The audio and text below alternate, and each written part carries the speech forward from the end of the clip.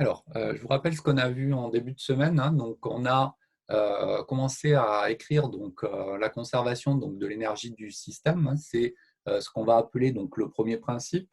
Donc, le premier principe, hein, avant de l'introduire, on avait justement eh bien, introduit la notion d'énergie totale au système en associant à l'aspect macroscopique l'énergie mécanique et l'aspect microscopique, l'énergie interne. Donc, on avait dit que globalement, ces deux termes, ça correspondait en fin de compte à de l'énergie mécanique macroscopique plus de l'énergie cinétique microscopique. Et ensuite, pour introduire donc, le premier principe, eh bien, donc, ce qu'on avait fait, ce qu'on avait généralisé le théorème de l'énergie mécanique en fin de compte, et on était arrivé donc, à la relation encadrée qui était en bas, où on a, disons, la formulation classique du premier principe en réarrangeant un petit peu justement la conservation de l'énergie totale en fait, du système.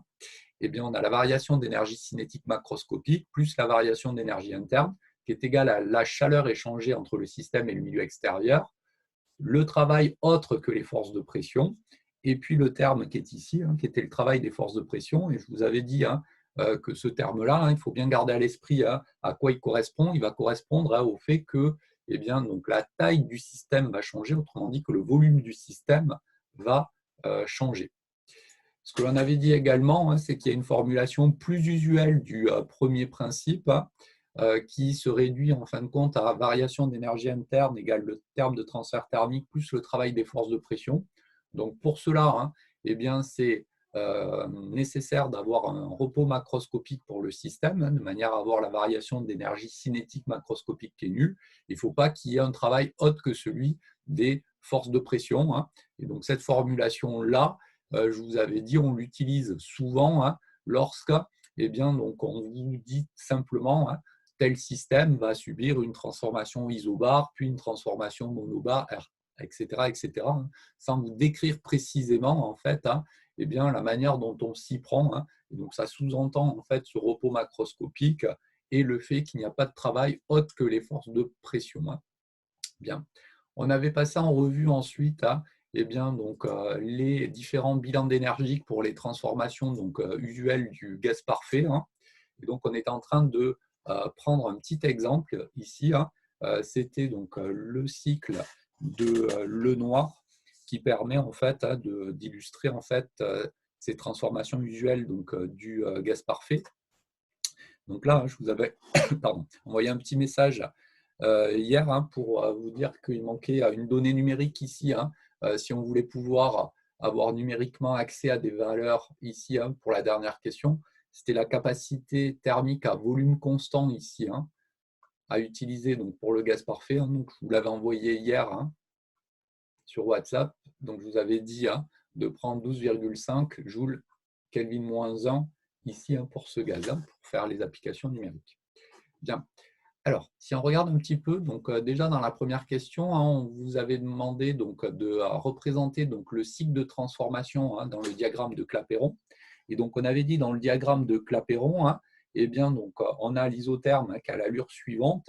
Et ici, en fait, on va travailler uniquement avec des phases qui sont gazeuses. Et donc, on va se situer dans cette zone-là du diagramme, en fin de compte. Et donc, d'un point de vue pratique, toute cette partie-là, elle va servir à rien dans le diagramme de Clapeyron. Et c'est la raison pour laquelle eh bien, on va tracer uniquement ce qui se passe dans cette zone-là. Et on ne va pas tracer toute la partie gauche du diagramme qui ne nous donnerait aucune information. Et donc, je vous avais tracé la première transformation. On vous parlait de détente. On a donc le volume du système qui va augmenter. Et lors de cette détente iso-bar, la pression va rester constante, égale à 2 bars ici. Le volume du système va doubler ici, donc passer de 14 litres à 28 litres. Ensuite, on a une compression isotherme qui le ramène à son volume initial. Donc déjà, on sait que le volume, ça va être V0 lorsque eh bien, donc, la compression sera terminée.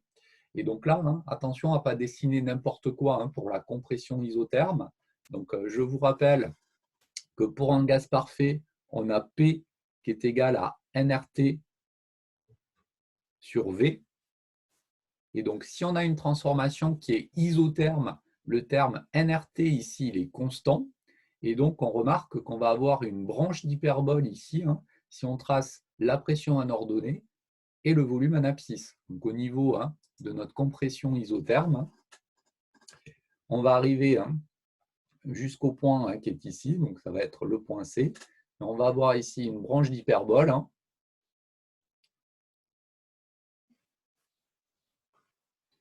qui va donc mener du point B au point C. Attention à la concavité ici hein, de la branche d'hyperbole. Hein. Donc, c'est toujours, hein, entre guillemets, creusé hein, dans ce sens-là. Hein. N'allez pas dessiner une courbe hein, qui ressemblerait à ça, par exemple. Donc, ici, hein, on a une courbe en 1 sur V. Hein. Donc, on a bien cette concavité-là. Et donc, pour finir, hein, on vous indiquait qu'on avait un refroidissement iso-corps, hein, à volume constant, hein, qui va ramener hein, au volume ici final. Hein. Et donc là, si vous remarquez, eh bien, donc, au niveau de ce point C, hein, eh bien, on a la pression maximale ici. Hein. Donc cette pression, hein, je vais l'appeler PC hein, pour l'instant. Hein. On regardera à quoi elle est égale juste après. Bien, donc voici pour le cycle de transformation dans le diagramme de Clapeyron. Donc ces petits exercices-là, hein, où on s'intéresse donc à un gaz parfait qui subit donc un cycle de transformation et où on vous fait calculer hein, les différentes grandeurs énergétiques. Hein. Donc ça, c'est vraiment hein, l'exercice de base, j'ai envie de dire. Hein. Et ça, il faut vraiment hein, savoir le faire hein, parce que bah, c'est limite une question de cours. Alors après, hein, au niveau des cycles, hein, bah, le cycle il peut être différent de celui-ci. Hein. Donc là, vous remarquez que vous avez ce cycle particulier où vous avez une transformation isobar, isotherme, puis isocore. Rien n'empêcherait hein, d'avoir un cycle un peu différent où on aurait donc une transformation isocore, une transformation isobar, puis isocore, puis autre chose, hein, peut-être isobar et d'autres transformations. Mais après, hein, c'est un peu toujours la même chose, hein, j'ai envie de dire. Donc ça, c'est vraiment hein, une application directe du cours, hein, avec un peu d'entraînement. Hein, tout le monde doit arriver hein, à résoudre hein, ce type de petit exercice. Hein. Bien. Alors, dans la question 2, on vous demandait à quelle température T1 hein, s'effectue la compression isotherme. Donc là, hein, vous remarquez que, eh bien, donc, on part de l'état A. Hein. Donc, dans cet état A, ici,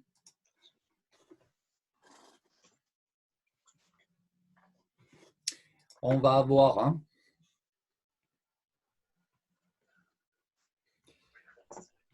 P0, V0 égale N, ici c'est 1 mol, hein, donc fois R TA. Donc en A, hein, on peut avoir la température qui est égale à P0, V0 sur R. Et donc là, attention dans l'application numérique, hein, donc les pressions elles doivent être exprimées en pascal et les volumes en mètres cubes. Hein. Donc lorsqu'on fait l'application numérique, on trouve que TA, eh bien, c'est 337. Et attention, la température, elle est en Kelvin hein, dans l'équation d'état du gaz parfait. Bien. Nous, ce qui nous intéresse, c'est la température T1 ici hein, de la Monsieur, composition isotherme. Oui. pourquoi on n'a pas le N? Alors, simplement parce que le N, c'est 1 mol ici. Ah oui, ok. Hein, donc là, vous pouvez le mettre, hein, le N, il n'y a pas de souci. Hein, Ouais, mais du il coup, reste ouais, 1 ça mol. sert à rien. Ok, merci. Et donc, pour avoir la température T1 qui nous intéresse, hein, bah, il suffit d'avoir la température en B ou la température en C, hein, ce qui revient au même, hein, puisque la température va être constante tout au long de la transformation qui mène ici hein, de B à C. Et donc là, hein, on va réécrire bah, la même chose en B, hein, en fin de compte. Donc là, c'est vraiment à chaque fois une équation, une inconnue. Hein. On a en B hein, la pression P0, le volume, il vaut 2V0, qui est égal cette fois-ci à RTB. Hein. Et donc, vous remarquez hein, que TB, en fin de compte, hein, c'est rien d'autre que 2 fois TA. Hein. Donc, notre température TB qui est égale à T1, c'est égal à 2 fois TA.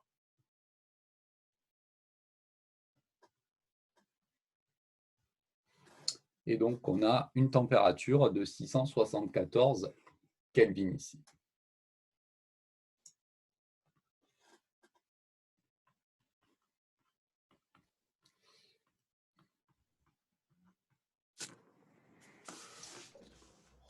Bien. Donc, voici pour la température. On demandait ensuite la pression maximale atteinte. Bon, c'est un peu toujours la même chose. On a écrit l'équation d'état du gaz parfait en A. On a écrit l'équation d'état du gaz parfait en B. Donc ici, on va écrire l'équation d'état du gaz parfait en C, sachant qu'en C, on a la même température qu'en B ici. Et donc, on va avoir accès à la pression ici au niveau du point C, qui est rien d'autre que la pression maximale. Et donc, en C ici, on a donc la pression en C fois le volume qui vaut V0, qui est égal à R fois T1. Et donc, la pression maximale, qui est PC ici, ça fait RT1 sur V0. Et donc, on remarque que ça fait 2P0 en fin de compte. Autrement dit, 4 bars.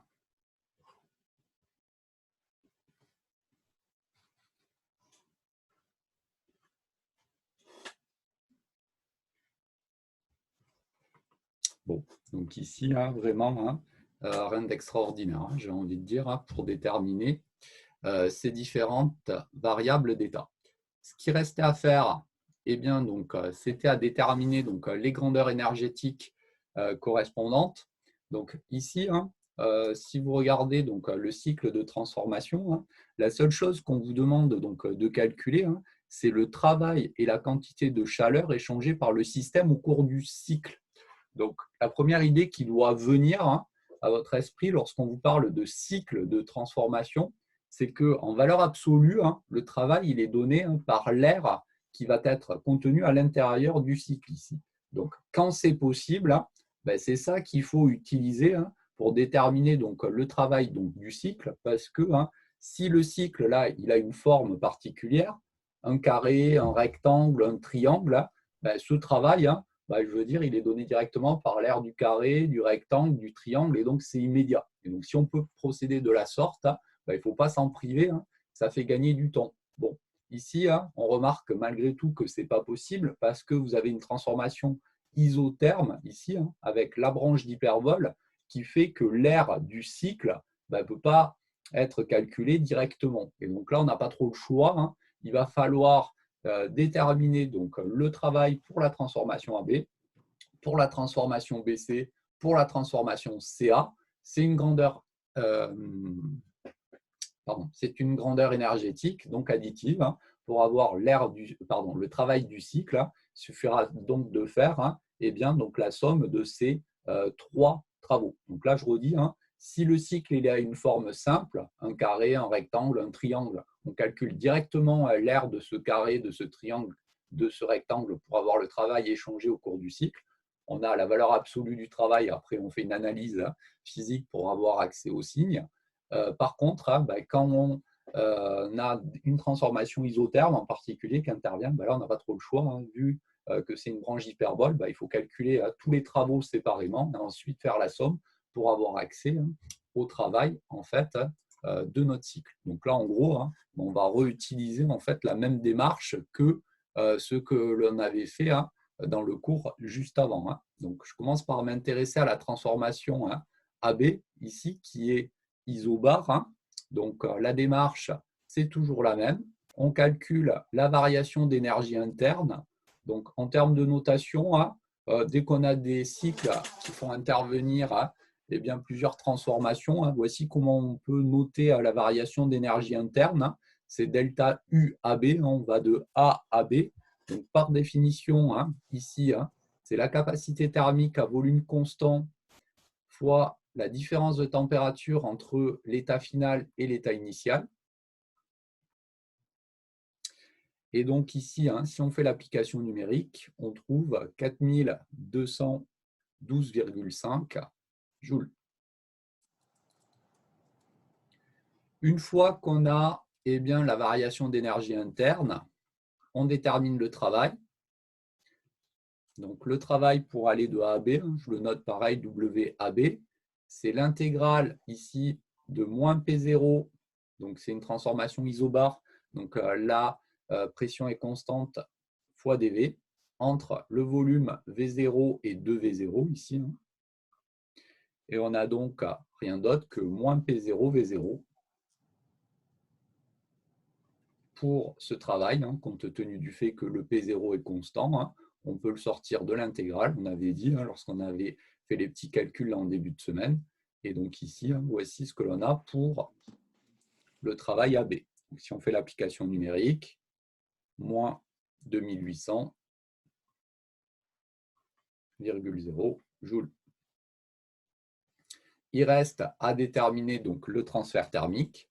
Le transfert thermique s'obtient, lui, je vous rappelle, par le premier principe, puisqu'on n'a pas de formule générale qui nous donne accès au terme de transfert thermique. Le seul moyen d'y avoir accès, c'est d'appliquer le premier principe.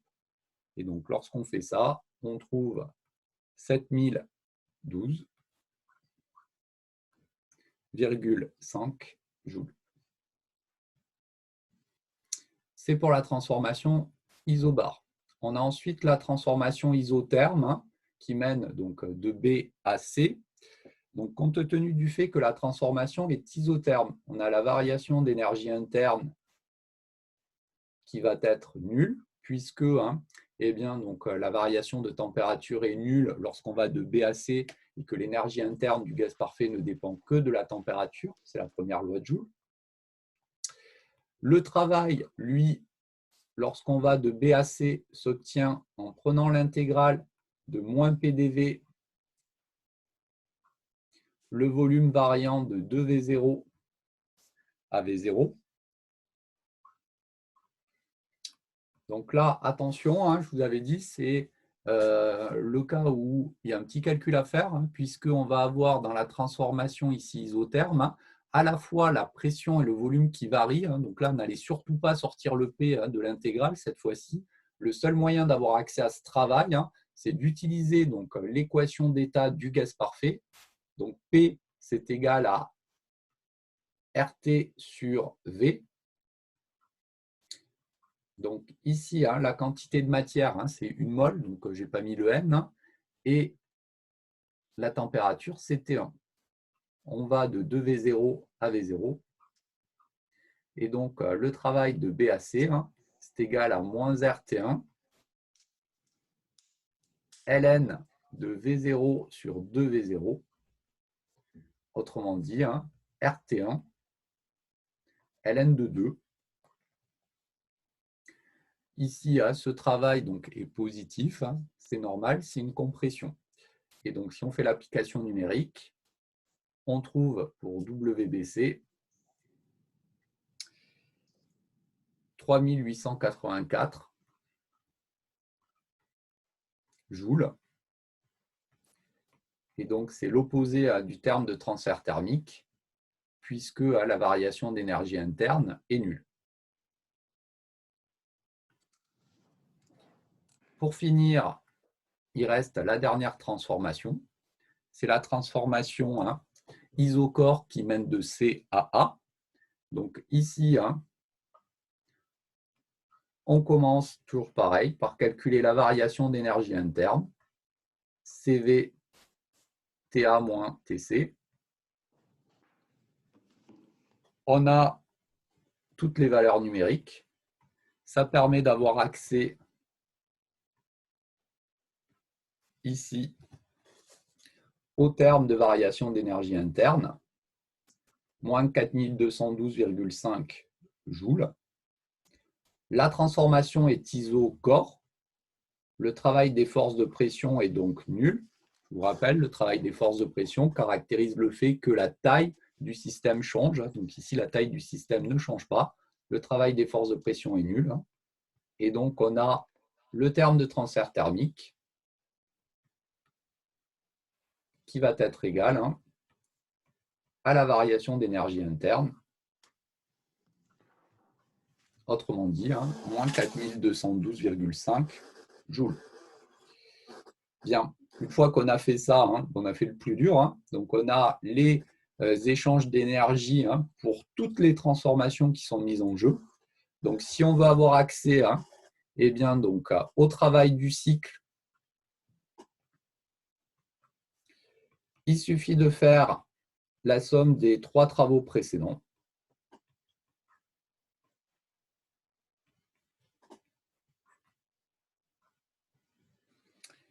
Et donc, on trouve un travail de 1084 joules. Et donc, le terme de transfert thermique, on fait la même chose.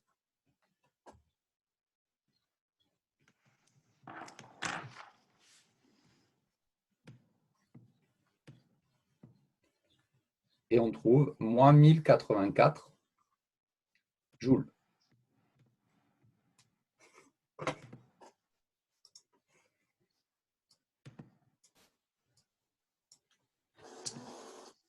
Bien. Si on regarde un petit peu le résultat qu'on a trouvé, vous remarquez que le travail qui va être échangé au cours du cycle, c'est l'opposé de la chaleur échangée au cours de ce cycle de transformation. Ce qui revient à dire que la variation d'énergie interne ici pour le cycle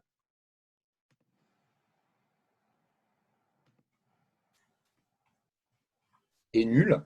Donc ça, on pouvait s'y attendre, puisque la variation d'énergie interne, je vous rappelle, c'est la valeur finale de l'énergie interne moins la valeur initiale de l'énergie interne. Au cours d'un cycle, on part d'un endroit et on revient à ce même endroit. Et comme l'énergie interne du gaz parfait ne dépend que de la température, eh bien, on aura la même énergie interne à l'état initial et à l'état final. Et donc, la variation d'énergie interne pour le cycle de transformation, il est nul. Par contre, ce n'est pas vrai pour le travail et le transfert thermique qui, eux, dépendent du chemin suivi. On se rend bien compte que le travail est non nul et que l'énergie échangée sous forme de chaleur est non nulle également. Donc là, remarquez bien la différence de comportement entre ces deux types de grandeur énergétique. Le travail et le transfert thermique dépendent du chemin suivi. Donc, bien qu'on parte d'un état donné et qu'on revienne à un état qui possède les mêmes variables d'état, eh bien, ces deux termes énergétiques sont nuls. Par contre, l'énergie interne, elle, va être indépendante du chemin suivi. Si on part d'un état donné et qu'on revient à un état qui est caractérisé par les mêmes variables d'état, la variation d'énergie interne, elle sera nulle ici.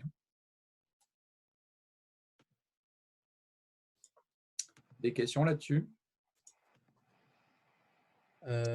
Monsieur, c'est pour le quand on exprime Q. Oui. Et normalement, c'est en calories. Du coup, là, pourquoi c'est en joules? Alors, je vous rappelle ce que j'ai dit dans le cours là-dessus. Donc, je vous ai dit que le terme de transfert thermique, historiquement, il était exprimé en calories. Et donc, au milieu du 19e siècle, on a Jules Mayer qui s'est intéressé justement à ces différents échanges d'énergie sous forme de travail ou sous forme de chaleur et qui a montré en fait qu'il y avait une équivalence entre ces deux modes de transfert. Et donc, l'équivalence entre les calories et les joules, je vous l'avais donné dans le cours, ça intervient par l'intermédiaire d'un facteur 4,18. Et j'avais conclu en disant la chose suivante, vu que ce sont tous des termes énergétiques, on exprimera toutes ces grandeurs énergétiques en joules parce que c'est l'unité SI en fait d'énergie. Donc, un joule, c'est 1 kg mètre carré seconde moins 2. Donc, toutes les grandeurs énergétiques seront donc exprimées en joules à partir de maintenant. Mais du coup, c'est-à-dire que la conversion, elle se fait directement dans… Alors oui, la… mais ce n'est pas extravagant ça, c'est simplement parce que les calories, justement, ce n'est pas une unité du système SI. C'est un peu comme si vous vous intéressez à une longueur, l'unité SI de longueur, c'est le mètre. Donc si vous avez exprimé correctement toutes les grandeurs qui permettent de calculer une grandeur physique grand L qui est homogène à une longueur, le résultat numérique que vous obtiendrez, c'est en mètres et pas en millimètres ni en angstrom par exemple. Là, c'est exactement la même chose. Donc, à partir du moment où on exprime toutes les grandeurs dans le système SI, à savoir les températures en Kelvin, les pressions en Pascal, etc., eh bien, les énergies, elles, seront numériquement en joules. D'accord, ok. Monsieur, moi j'avais une question. Oui. C'est que dans la question, vous demandez du coup le travail et la quantité de chaleur au cours du cycle. Donc on est obligé de mettre toutes les étapes de toutes les transformations ou pas? Alors, c'est ce que j'évoquais en fait tout à l'heure, à savoir que si le cycle Ce qui nous intéresse, c'est vraiment que l'aire du cycle. Hein. On est bien d'accord hein, dans cette question-là, vu la formulation. Donc, Oui. si le cycle a une forme simple, par exemple, cette forme-là, donc là, on a un rectangle, par exemple, hein, avec un volume V0 ici, hein, 2 V0, et puis donc une pression P0, et ici, par exemple, 2 P0.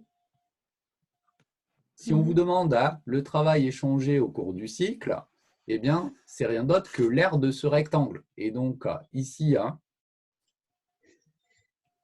si on veut avoir accès à cette grandeur, bah, il suffit de dire que c'est l'aire du rectangle, à savoir hein, P0, V0.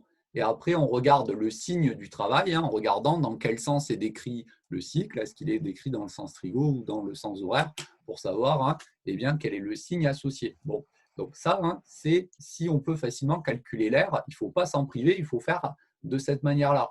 Par contre, sur le cycle qui nous intéresse, nous, hein, bah, vu qu'il y a ici une branche d'hyperbole, bah, on n'a pas le choix. Hein, on est obligé de calculer étape par étape hein, parce qu'on n'a pas accès directement ici hein, à ce terme-là, quoi, en fait. Hein. Quoi, disons à l'aire qui se trouve à l'intérieur ici de notre cycle du fait de la partie courbe qui se trouve ici. Donc là, oui, on n'a pas le choix sur cet exercice particulier.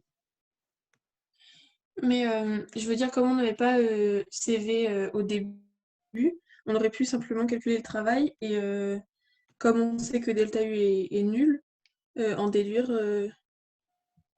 la quantité de chaleur. Alors, oui, mais quand on fait ça, quoi qu'il en soit, on a le terme CV qui intervient dans le calcul. C'est pour ça que je vous ai renvoyé la valeur numérique hier. Hein, je m'en suis aperçu après coup. C'est que si vous n'avez pas la valeur numérique de CV, hein, vous aurez une expression littérale. Hein, donc, ça, il n'y a pas de souci. Mais vous ne pourrez pas calculer numériquement ce travail-là. Ça dépend forcément de CV, en fait. D'accord. Ça n'a pas l'air convaincu. Ben, pardon, on ne s'est pas servi de CV pour calculer le travail. Et on ne s'est pas servi de CV pour calculer le travail. Alors, attends, peut-être qu'effectivement, si. Ah non, bah non, bah en fait, ouais, non, tu as raison. Hein, le CV, on n'en avait même pas besoin. Là, j'ai calculé les variations d'énergie interne, mais oui, j'en ai besoin du. Non, mais tu as raison, en fait. Hein. C'est parce que j'ai fait les applications numériques intermédiaires ici hein, pour le delta U. Hein. Mais effectivement, pour calculer le travail, hein, je n'avais pas besoin du CV, hein, puisque on a uniquement transformation ici isobar et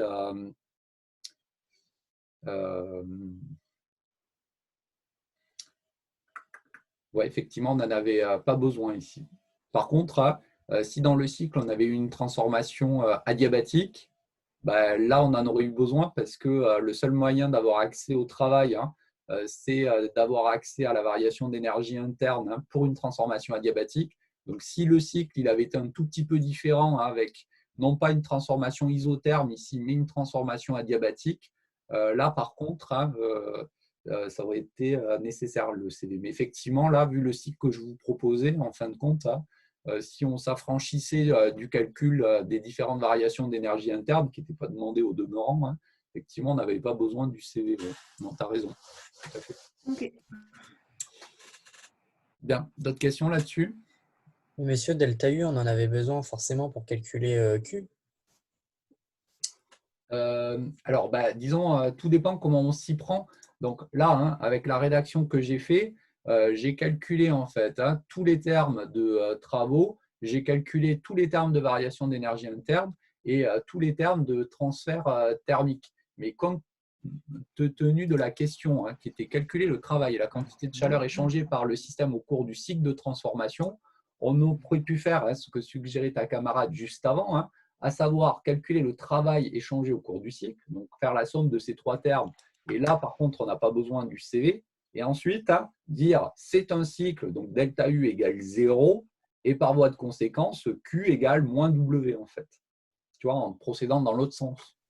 D'accord, ok. Donc, c'est pour ça qu'effectivement, le CV, en fin de compte, ouais, il n'était pas indispensable sur ce petit exercice. Bien. Alors, on va poursuivre. Donc, on va prendre une deuxième application qui est un tout petit peu plus générale. Donc, l'application numéro 2, là.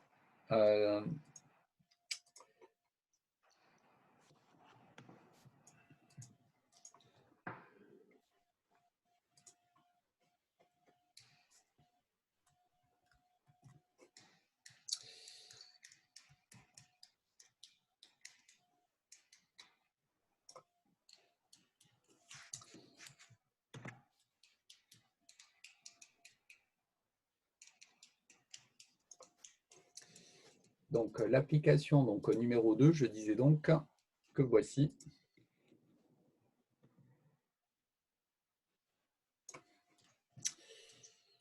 Où on va justement s'intéresser ici eh bien, donc, au premier principe, mais sous sa forme un petit peu plus générale. Donc, je vous ai dit, souvent, c'est la forme usuelle du premier principe qu'on va utiliser. Après, il y a certains exercices où on n'a pas le choix et il faut vraiment rebasculer donc, sous une forme plus générale. Et donc là, ça va nous permettre de revenir un petit peu sur cette équivalence-là entre les calories donc, et les joules, à savoir sur le fait qu'un transfert thermique, en gros, il peut amener la même énergie qu'un travail. Après, par contre, suivant ce que l'on veut faire, il y a des modes de transfert d'énergie qui sont plus adaptés que d'autres. Et donc, voici le petit exemple que je vous proposais. Donc, on a un amateur de café qui aime boire son café à exactement 50 degrés Celsius, on vous dit. Il aime le café sucré et même si le café est initialement à 50 degrés Celsius, le sucre, lui, n'est qu'à 20 degrés Celsius, la température ambiante. Et donc, on vous propose 3 méthodes différentes pour obtenir du café sucré à 50 degrés Celsius. Donc, la première méthode, on vous dit, ça consiste à faire tomber donc, le morceau de sucre d'une hauteur H dans le café. On vous indiquait qu'on négligeait donc, les frottements de l'air. Il y avait également eh bien, donc, quelques approximations donc, supplémentaires qui vont être faites. Donc, on va en reparler juste après. Si on regarde un petit peu également les données donc, numériques qu'on vous donne, donc, vous remarquez qu'on vous donne ici la masse du sucre, 5 gras. Et puis ensuite, histoire de vous embêter un petit peu, ici, j'ai jonglé sur 2 capacités thermiques différentes. Pour le sucre, ce que je vous donne, c'est une capacité thermique massique, c'est un petit c. Et pour la tasse, c'est une capacité donc, thermique simplement. Donc attention, ce n'est pas la même unité. Donc ça, je vous ai dit dans les exercices, suivant les données que vous avez, on peut vous donner soit des capacités thermiques, soit des capacités thermiques massiques, molaires. Et puis même dans certains exercices, mélanger un peu les deux. C'est le cas sur cet exercice. Donc là, il faudra bien faire attention à ce que l'on écrit pour le coup. Bien. Alors, dans la première façon de procéder, donc, on a le café sucré ici, le café plus exactement dans un premier temps, et puis donc on a le morceau de sucre qui est ici, et on a une hauteur H.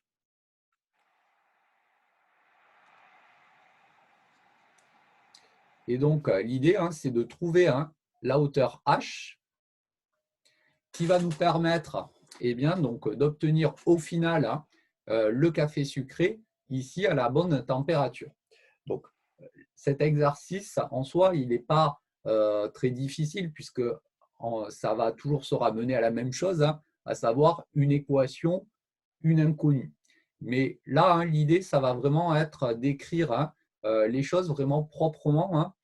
C'est un peu toujours la même problématique ici en thermodynamique. Dès qu'on peut avoir plusieurs sous-systèmes qui interviennent, il faut bien savoir de quoi on parle parce que sinon, après, dans l'écriture eh bien, donc, des différents termes, dans le premier principe, on va être un petit peu limité. Bien. Donc, le premier principe, si je commence par le réécrire pour savoir un petit peu à quoi vont être égaux les différents termes, on a delta E, c'est macro, plus delta U, qui va être égal donc, au terme de transfert thermique, plus le travail des forces de pression, plus le travail autre que les forces de pression. Bien. Donc là, en fin de compte, il va falloir évaluer les différents termes et on va avoir une équation, une inconnue, la hauteur H, avec laquelle il faut lâcher le sucre ici. Bien. Donc, si je définis le système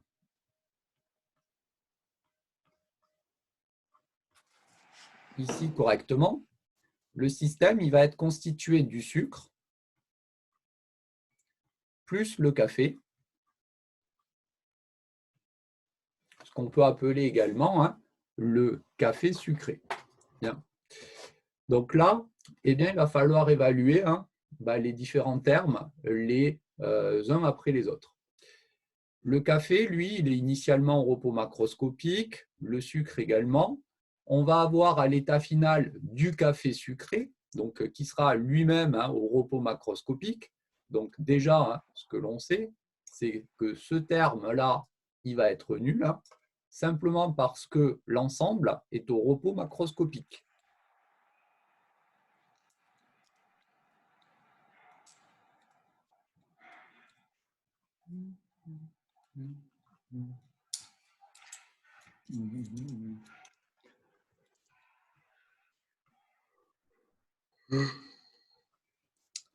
Bien.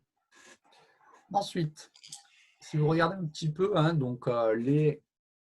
le modèle qu'on vous propose, on vous dit ici, juste avant les questions, donc tout cela se passe sans transfert thermique avec l'extérieur. Alors, c'est une approximation qui est quand même fort discutable, mais ça revient en gros à négliger tous les frottements. Donc ce terme-là, d'après l'énoncé, eh bien, on va le négliger également. Donc ce terme-là, il est nul. Ça, c'est l'énoncé qui nous le dit. Ensuite, on a le travail ici des forces de pression. Donc le travail des forces de pression, je vous rappelle, il caractérise le fait que l'on a donc la taille du système qui va changer. Or, ici, si on regarde le système qu'on a choisi, on a du sucre plus du café ou du café sucré. Autrement dit, au niveau de notre système, ici, on a des phases condensées ici.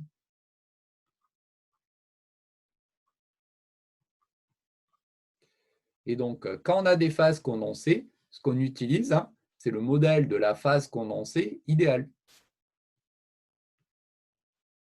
Donc, souvent, pour aller plus vite, on note ça PCI, phase condensée idéale. Donc, ce n'est pas standardisé au niveau des notations. Donc, au niveau du concours, n'utilisez pas directement PCI ou alors notez-le de la manière dont j'ai fait ici. Une fois phase condensée idéale en entier, puis précisez entre parenthèses la notation que vous allez utiliser, mais n'utilisez pas directement, écrivez-le au moins une fois ça. Et comme on a une phase condensée idéale, des phases condensées idéales plus exactement ici, eh bien ce terme-là, il est nul, puisque justement dans ce modèle des phases condensées idéales, on a dit que le volume du système était constant. Donc le travail des forces de pression, eh bien, il va être nul également. Bien, il ne reste plus que deux termes à évaluer, le terme de variation d'énergie interne et le travail qui correspond au travail autre que les forces de pression. Ici, compte tenu du fait que le sucre, eh bien, il va tomber d'une hauteur H, eh bien, il y a la Terre qui exerce une force sur le sucre par l'intermédiaire du poids du sucre. Et donc, W autre, ici,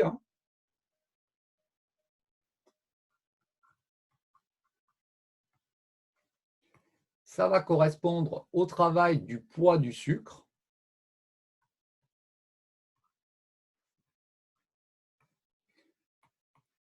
C'est un travail moteur ici.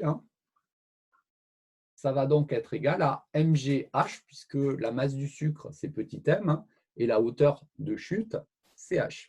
Donc on remarque que notre inconnu petit h, en fin de compte, c'est au niveau de ce terme-là que ça intervient.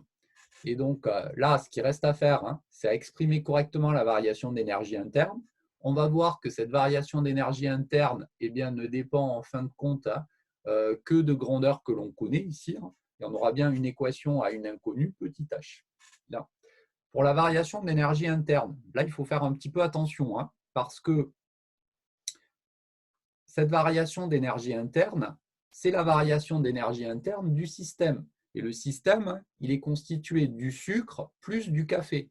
Attention, quand on a un système qui est constitué de 2 sous-parties, il faut utiliser l'extensivité en fait, de l'énergie interne en disant que donc, cette variation d'énergie interne, c'est la variation d'énergie interne du sucre plus la variation d'énergie interne du café.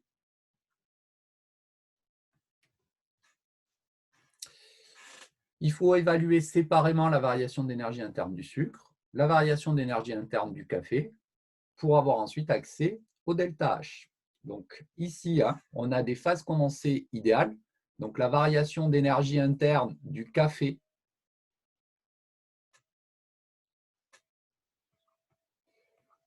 c'est la capacité thermique du café. Je vous rappelle, quand on a une phase condensée idéale, donc on a dit qu'on parlait simplement de capacité thermique. Ça, je vais y revenir juste après dans le cours ici, lorsqu'on introduira l'enthalpie.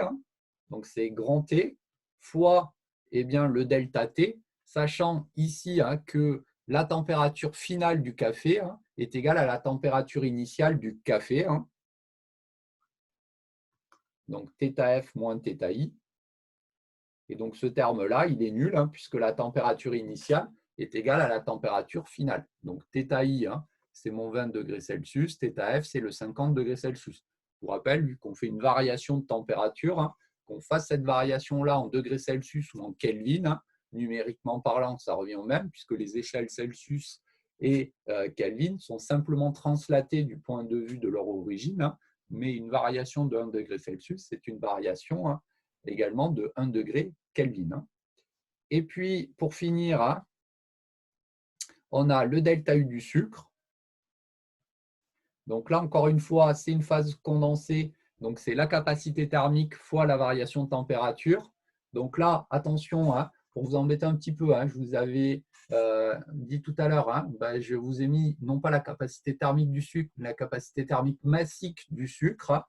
Donc là, on va avoir le delta U qui va être égal à M, la masse du sucre, fois le petit c, fois la variation de température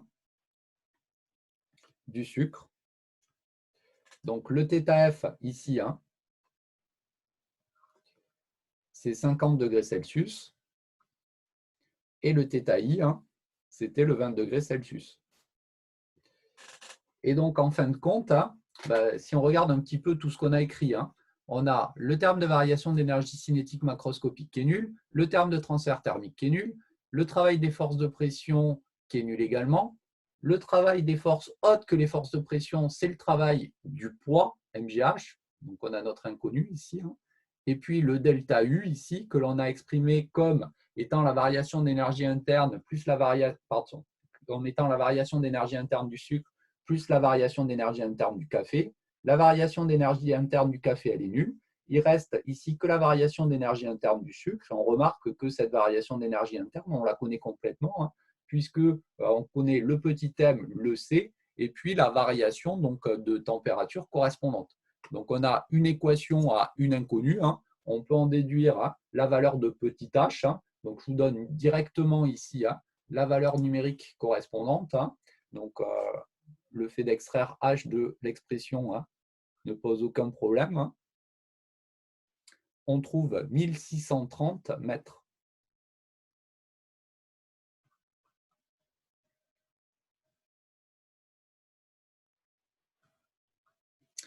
Et donc, en fin de compte, si on veut que le sucre il passe de cette valeur de 20 degrés Celsius à 50 degrés Celsius, il faut en quelque sorte qu'il gagne de l'énergie.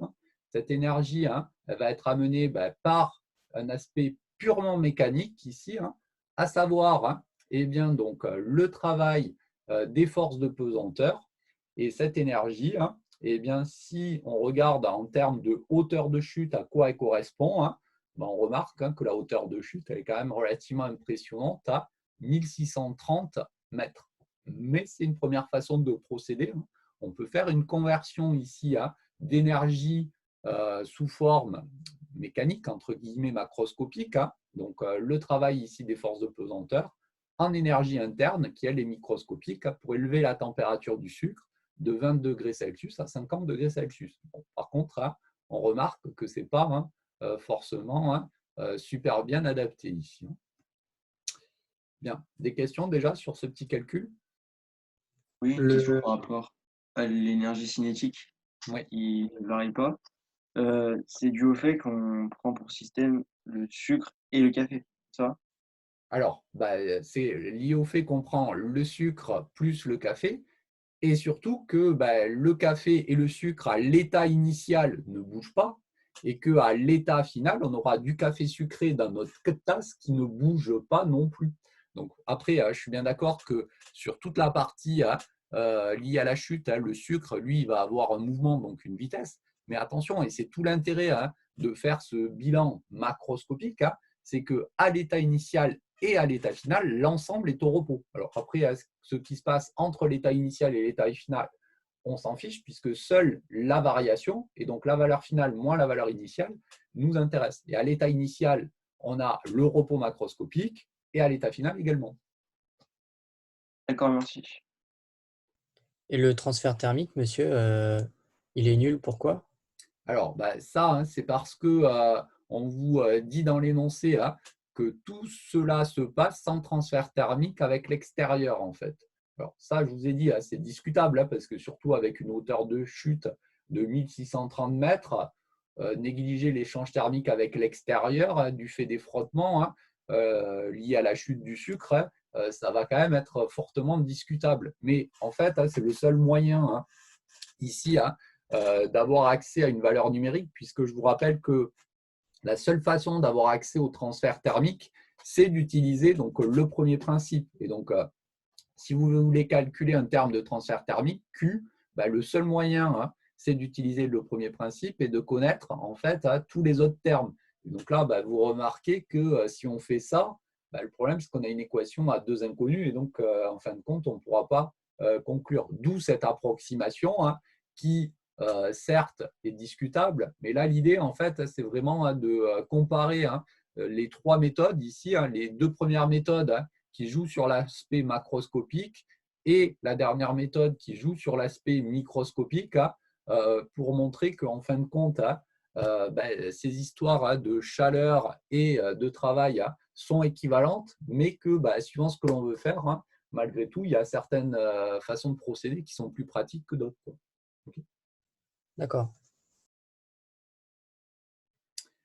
Bien, d'autres questions? Oui, monsieur. Oui. Il n'y avait pas de conversion à faire, là, conversion d'unité.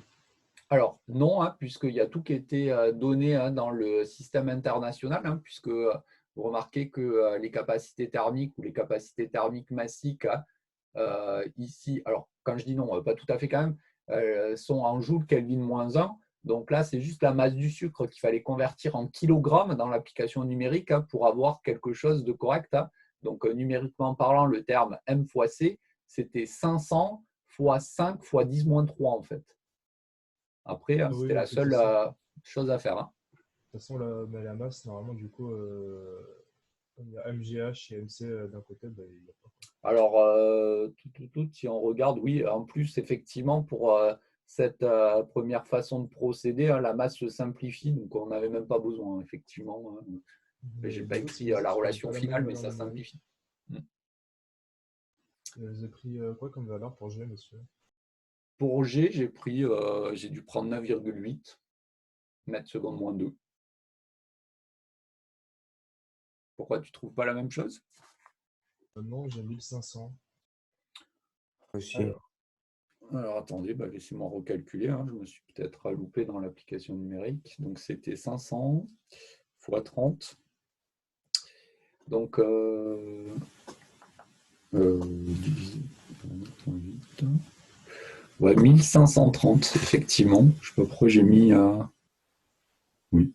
C'est 1530, effectivement, ici pas 1630. Hein. Je me suis planté en recopiant sur ma machine. Donc 1530 mètres en prenant 9,8 mètres seconde moins 2 pour G.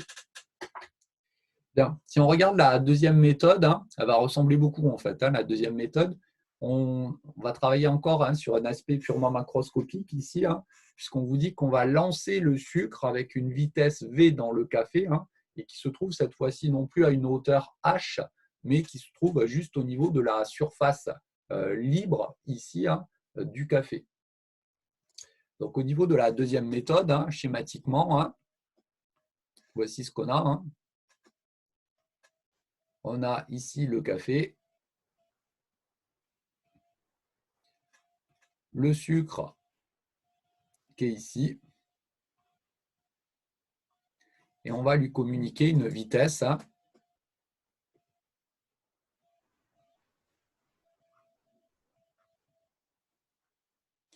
qui va permettre, hein, encore une fois, de faire cette conversion d'énergie hein, qui va permettre donc, au sucre hein, de voir sa température augmenter ici. Bien.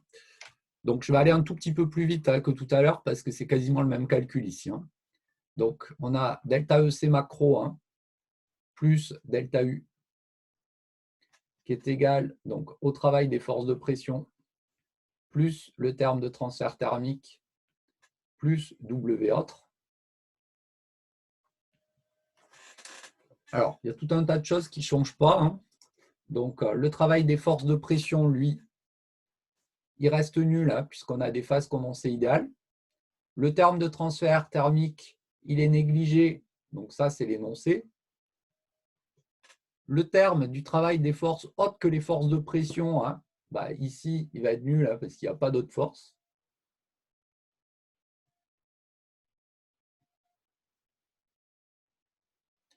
Le delta U, il prend hein, la même formulation hein, que précédemment, à savoir hein, delta U du sucre plus delta U du café.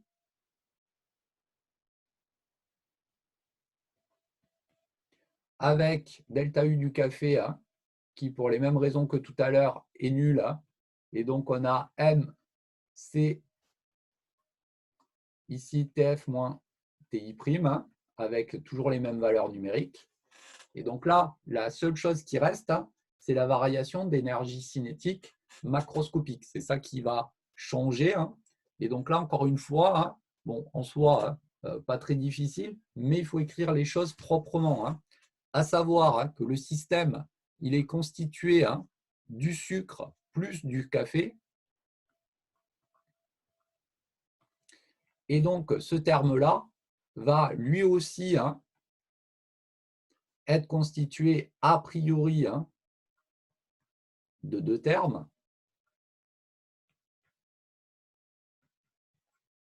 Puisque le système est constitué hein, de deux sous-parties. Et donc, la variation d'énergie cinétique macroscopique, hein, eh bien, donc c'est la variation d'énergie cinétique macroscopique du café plus celle du sucre. Le café, lui, il est aussi bien au repos macroscopique hein, à l'état initial qu'à l'état final. Hein. Donc, ce terme-là, il est nul.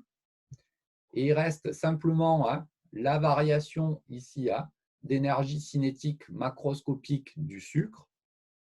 La valeur finale, c'est 0, hein, puisque on a le café sucré qui est au repos macroscopique.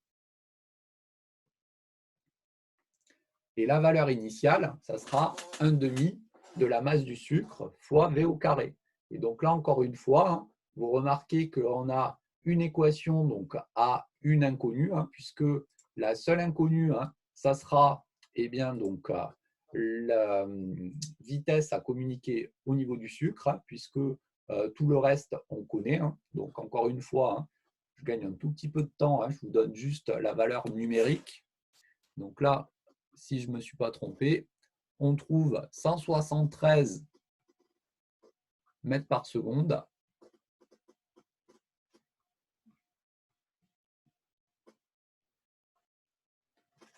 Soit un peu plus hein, de 600 hein, km/h. Donc là, en fin de compte, c'est un peu les mêmes remarques que précédemment. On peut jouer sur l'aspect purement mécanique, macroscopique, pour faire la conversion d'énergie interne et élever la température du sucre de 20 degrés Celsius à 50 degrés Celsius. Mais vous remarquez qu'il faut quand même y mettre les moyens, puisque la vitesse qui est mise en jeu, elle est énorme ici. Donc voici pour cette deuxième petite application. Est-ce qu'il y a des questions là-dessus? Non? Alors, on va regarder pour finir la troisième façon de procéder.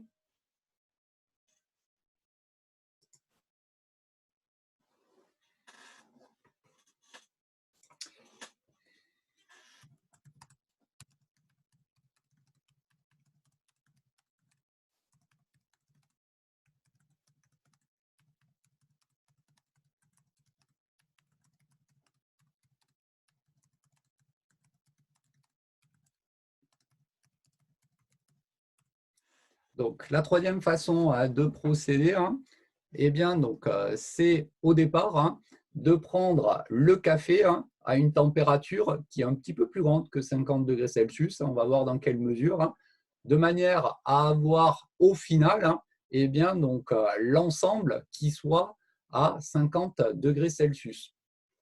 Et donc, on va encore une fois refaire eh bien, la même chose. Donc là, attention à l'état initial. Donc le sucre, lui, sera à la température que j'ai appelée θi', qui est égale à 20 degrés Celsius. Le café, lui, qui sera à la température, je la note Ti secondes, eh bien, on ne sait pas à quoi elle est égale, c'est ce que l'on cherche. Et à l'état final, le café sucré est à la température θf, qui est égale à 50 degrés Celsius. Bien. Si j'applique, eh bien, encore une fois, le premier principe, delta EC macro plus delta U, qui est égal donc, au travail des forces de pression, plus le terme de transfert thermique, plus le travail des forces autres que les forces de pression. Bon, bah là, j'ai envie de dire, c'est encore plus rapide que précédemment pour évaluer les différents termes. Le travail des forces de pression, lui, il est toujours nul parce qu'on a des phases condensées idéales. L'énoncé nous dit de négliger ce terme. Il n'y a pas de force autre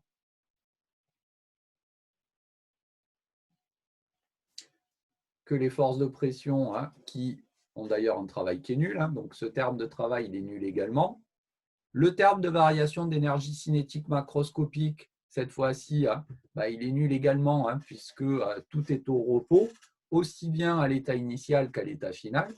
Et donc, en fin de compte, on remarque qu'il suffit d'évaluer le terme de variation d'énergie interne ici pour bien conclure. Donc, ce terme de variation d'énergie interne, il va prendre exactement la même forme que précédemment, à savoir, c'est la variation d'énergie interne du sucre plus la variation d'énergie interne ici du café. On a delta U qui est donc égal à delta U du café plus delta U du sucre.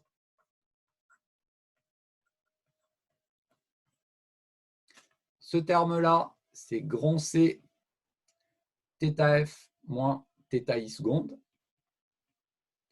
Et ce terme-là, c'est petit m C θf moins θi'.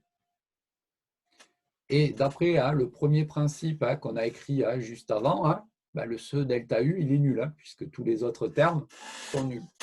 Et donc là, encore une fois, vous remarquez qu'on a une équation à une inconnue, la température θi secondes ici, puisque tout le reste, on connaît. Et donc, pareil, si on fait l'application numérique, on trouve que ce θi secondes, c'est égal à 50,8 degrés Celsius. Donc, vous remarquez que le sucre, lui, il est initialement à 20 degrés Celsius. Si vous prenez le café initialement à une température de 50,8 degrés Celsius, au final, le café sucré, lui, sera à la température souhaitée de 50 degrés Celsius. Et donc là, c'est pour ça que je mettais expérience de Joule revisitée. En fin de compte, vous remarquez que, on peut jouer aussi bien sur l'aspect macroscopique que sur l'aspect microscopique pour réaliser, entre guillemets, une même expérience, autrement dit, avoir un même état initial et surtout le même état final ici. La seule chose, c'est que, suivant ce que l'on veut faire, il est plus judicieux de jouer soit sur l'aspect thermodynamique microscopique, c'est ce qu'on a fait dans cette troisième expérience, que sur l'aspect mécanique avec les deux premières expériences. Mais au final, on arrive à avoir, avec les trois expériences ici, du café sucré à 50 degrés Celsius. La seule chose, c'est que c'est plus ou moins simple d'avoir accès à ce que l'on souhaite, suivant la manière dont on s'y prend. Bien, des questions là-dessus? C'est pour quelle raison qu'on ne considère pas le poids dans les deux autres? Alors, c'est simplement parce que, attention, ici, c'est un bilan énergétique que l'on fait. Et donc, le poids intervient par l'intermédiaire du travail des forces de pesanteur, autrement dit, du travail du poids, MGH. Et donc, compte tenu du fait que ici, on pose directement le sucre dans cette expérience 3 ou la 2 d'ailleurs, au niveau de la surface libre du café, il ne va pas chuter d'une hauteur H, il reste à la même hauteur, entre guillemets. D'accord, ok. Bien, donc voici pour ce premier petit exemple. On va en prendre donc un deuxième, alors un petit peu plus académique, j'ai envie de dire, c'est la calorimétrie. Donc calorimétrie, ça encore une fois, c'est quelque chose normalement qu'on aurait dû faire en TP. Alors on va rester sur quelque chose d'un petit peu plus théorique. Avec donc cette application donc numéro 3 qui est donc la calorimétrie.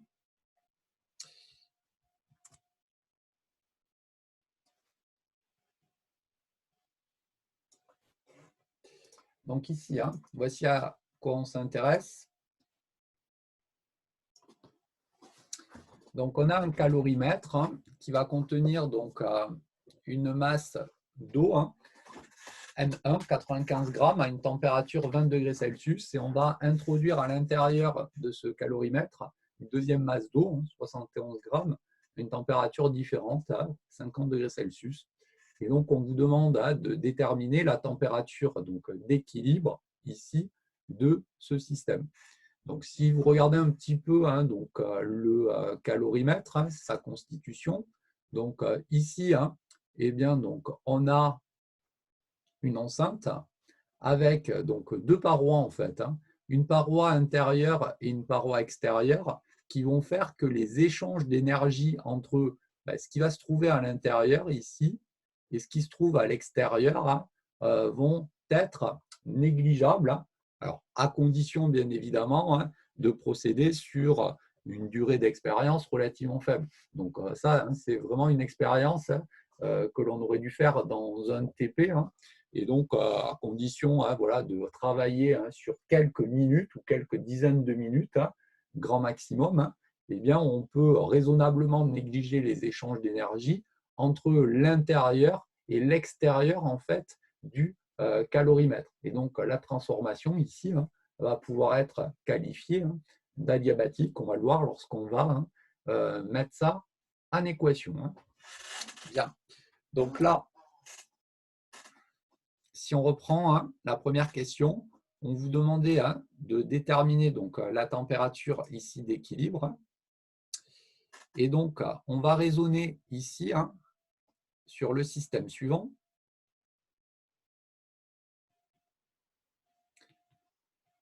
L'eau froide plus l'eau chaude.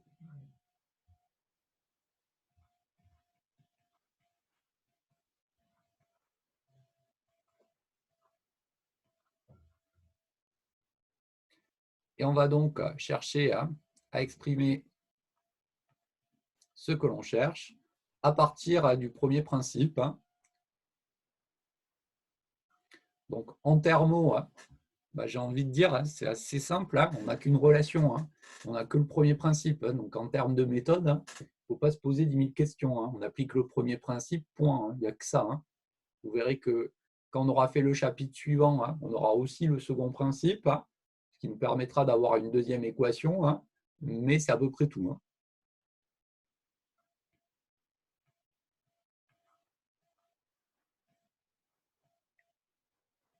Bien. Donc, j'ai écrit ici eh bien, le premier principe sous sa forme la plus générale.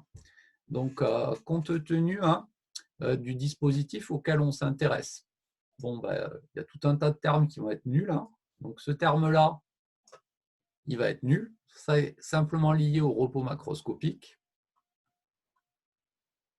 de l'ensemble. Le terme relatif au travail des forces de pression, je vous rappelle, lui, il est lié au fait que la taille du système va changer. Ici, on a de l'eau froide et de l'eau chaude. Donc, ce terme-là, il est nul. Je vous rappelle, dans le modèle des phases condensées idéales, donc liquide, solide, le volume est constant et donc la taille du système ne change pas. Il n'y a pas de travail autre que les forces de pression.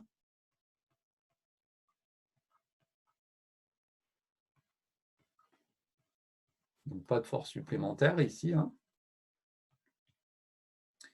Il reste simplement le terme de transfert thermique. Et comme on travaille dans un calorimètre, ce terme-là, il est nul.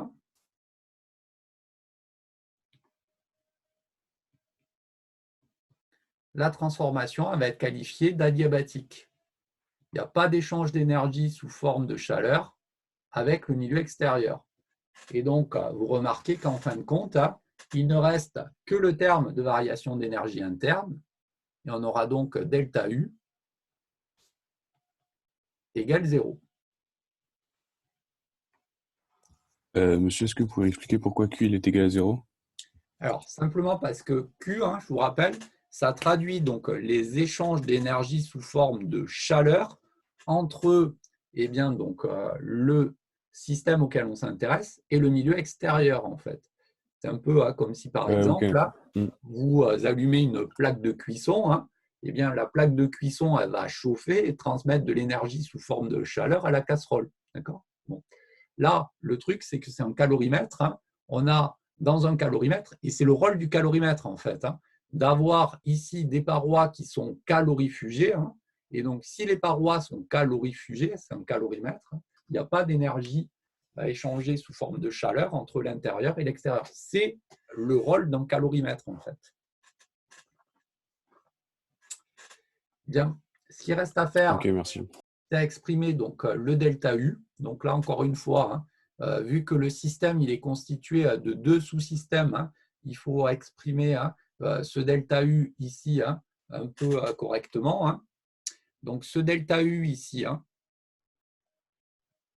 ça va être le delta U de l'eau froide plus le delta U de l'eau chaude.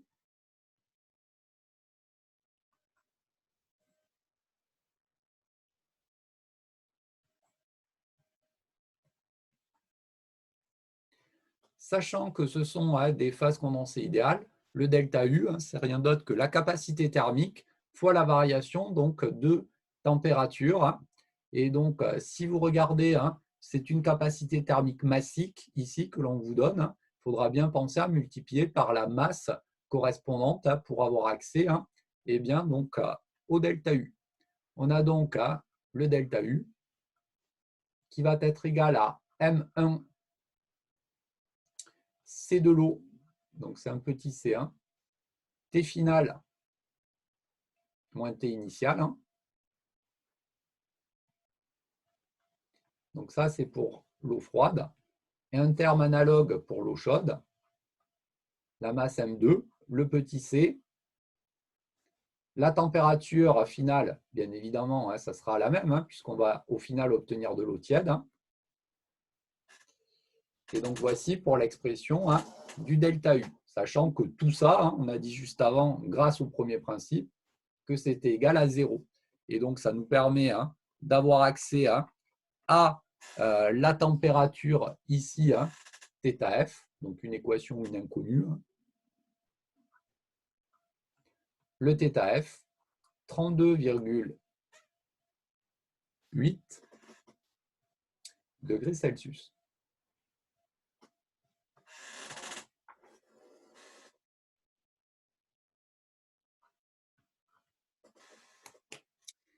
Bien. Quand on fait cette expérience en TP, eh bien, on est exactement dans la configuration de l'exercice. Donc, si eh bien, on fait le calcul de la manière suivante, eh bien, on se rend compte que ce n'est pas cohérent avec la valeur expérimentale que l'on trouve. Et donc là, en l'occurrence, dans la deuxième question, on vous indiquait que la température finale, donc appelée température d'équilibre en fin de compte, ce n'est pas 32,8 degrés Celsius comme celle qu'on vient de commenter, mais c'est 31,3 degrés Celsius. Et donc, on vous demande de commenter en fait eh bien, ce résultat. Alors, ici, en général, quand on fait 100 TP, la première chose qui vous vient à l'esprit, c'est de dire la chose suivante. Bon, le calorimètre, en fait, il ne doit pas être si parfait que ça, et donc les parois ne doivent pas être si bien calorifugées que ça, et donc on doit commettre une erreur, en fait, en disant que Q égale 0. En fait, lorsqu'on fait cette expérience, je vous ai dit, à condition de travailler sur des durées relativement faibles, et toujours pareil aux incertitudes de mesure près, on peut considérer, malgré tout, avec des bons calorimètres, que cette hypothèse de parois calorifugées, eh bien, elle est quand même tout à fait raisonnable. Le problème, il ne vient pas de là, en fait. Il vient du calcul que l'on a fait pour notre delta U, et en particulier pour le choix du système. Alors, pourquoi je dis ça? Simplement parce que si on regarde le schéma, eh bien, donc, lorsqu'on va mettre l'eau froide et l'eau chaude dans le calorimètre, eh bien, on va avoir ici eh bien, ce qui est appelé l'enceinte intérieure, mais on a aussi le thermomètre et l'agitateur magnétique. Bon, quand on fait l'expérience, cette enceinte intérieure, ce thermomètre, cet agitateur magnétique, eh bien, sont, elles, à une température ambiante. Donc, en l'occurrence, ici, avec le petit exercice d'application, à 20 degrés Celsius. Quand on va rajouter l'eau chaude dedans, on agite avec l'agitateur, on attend que l'équilibre soit atteint. Eh bien, lorsque l'équilibre va être atteint, on va obtenir de l'eau tiède à une température de 31,3 degrés Celsius, mais on va avoir la température du thermomètre, de l'agitateur et de l'enceinte intérieure qui vont avoir varié également. Cette enceinte intérieure, cet agitateur, ce thermomètre, qui était initialement à 20 degrés Celsius, vont se retrouver à une température de 31,3 degrés Celsius, de même que l'eau qu'il y a à l'intérieur ici. Et donc, on va avoir un transfert d'énergie qui va s'opérer du fait que, justement, la température de ces phases condensées que sont le thermomètre, l'agitateur et l'enceinte intérieure vont varier de la température de départ jusqu'à la température finale. Et c'est la raison pour laquelle eh bien, on ne trouve pas, d'un point de vue eh bien, donc, expérimental, la même valeur en fait, que la valeur théorique que j'ai calculée au départ. Et donc, il va falloir remettre en équation, c'était la question petit 3 ici, pour déterminer ce qu'on appelle la valeur anneau du calorimètre. On va voir comment on la définit, cette valeur anneau du calorimètre. Mais en gros, ça va traduire eh bien, donc, le phénomène que je viens de décrire, à savoir le fait que le thermomètre, l'agitateur et le vase intérieur vont voir leur température varier et passer de la température ambiante, 20 degrés Celsius, à la température finale, en fait. Donc là, c'était ça le commentaire qui était attendu, et pas le fait en fait que les parois ne sont pas bien calorifugées. Ce n'est pas ça. en fait, qui pose problème ici, hein, mais c'est vraiment le fait que le thermomètre, l'agitateur et puis donc le vase intérieur, hein, l'enceinte intérieure,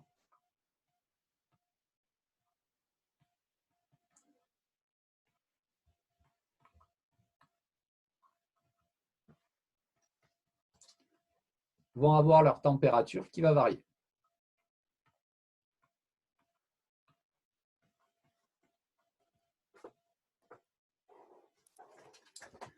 Il y a des questions là-dessus?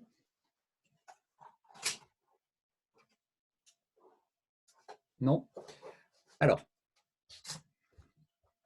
on va aller un petit peu plus loin hein, et regarder hein, eh bien, donc, comment hein, est modifiée donc, la mise en équation donc, de ce dispositif. Donc là, si on veut, hein, en fin de compte, traduire correctement ce qui se passe, il faut définir hein, le système de manière un petit peu plus complète en disant hein, qu'on va avoir l'eau froide et l'eau chaude, comme tout à l'heure.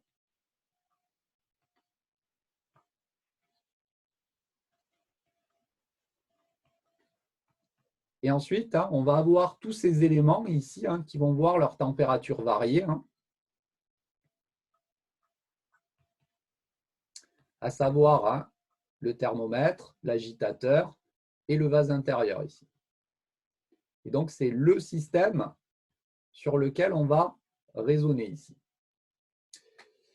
Et donc, pour pouvoir faire une mise en équation donc, correcte, eh bien, on va associer une capacité thermique ici hein, à ces dispositifs supplémentaires que l'on a introduits ici.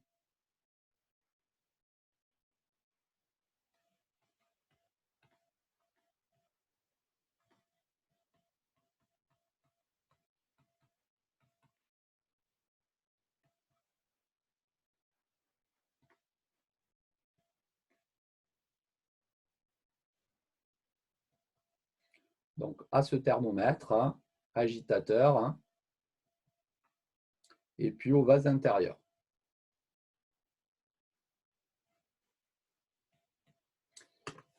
Et donc, ce que l'on va faire, hein, c'est que l'on va réécrire donc, le premier principe, exactement de la même manière que précédemment, hein, mais en tenant compte en plus hein, de ces éléments supplémentaires ici, hein, qui vont être caractérisés hein, par une capacité thermique ici.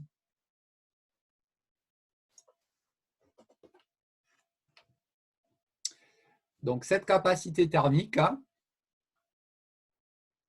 donc on va souvent l'appeler hein, capacité thermique du calorimètre. Hein,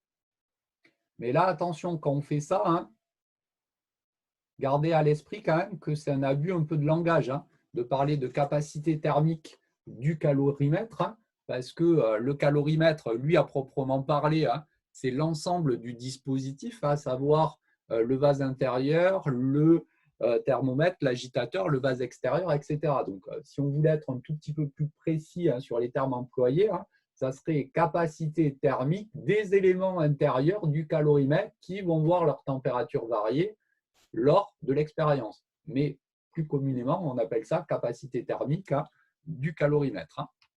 Bien, si j'applique le premier principe, bon, ben, on a toujours hein, delta U égale 0, hein, puisque les autres termes, eux, il n'y a rien qui change pour eux. Hein. Par contre, hein, le delta U, cette fois-ci, hein, ça va être la somme de trois termes, hein, donc les deux termes précédents, M1 fois la capacité thermique massique de l'eau fois la température finale, c'est θ équilibre moins θ1. L'eau chaude qui était caractérisée par un terme énergétique de la forme M2 fois la capacité thermique massique de l'eau, la température finale, θ équilibre moins θ2. Et ensuite, ces éléments supplémentaires là qu'il y avait à l'intérieur du calorimètre, fois donc la température d'équilibre, moins θ1 ici. Et donc tout ça, c'est nul, hein, d'après ici le premier principe ici. Bien, si vous regardez un petit peu l'expression que l'on obtient ici, vous remarquez qu'en fin de compte, eh bien, donc, on a une équation, une inconnue, à partir du moment où on connaît la température finale que l'on a mesurée expérimentalement, à savoir ce θ équilibre là. Et donc, ça nous permet en fait d'avoir accès ici à la capacité thermique ici de notre calorimètre. Et donc, ici, on a donc cette capacité calorifique du calorimètre qui va être égale à M1 fois la capacité thermique massique de l'eau, θ équilibre moins θ1, plus M2 fois C de l'eau, θ équilibre moins θ2, divisé par θ1 moins θ équilibre. Donc attention, j'ai changé le signe puisque j'ai fait passer ce terme à gauche. Et donc voici pour l'expression de la capacité thermique ici associée à ce calorimètre.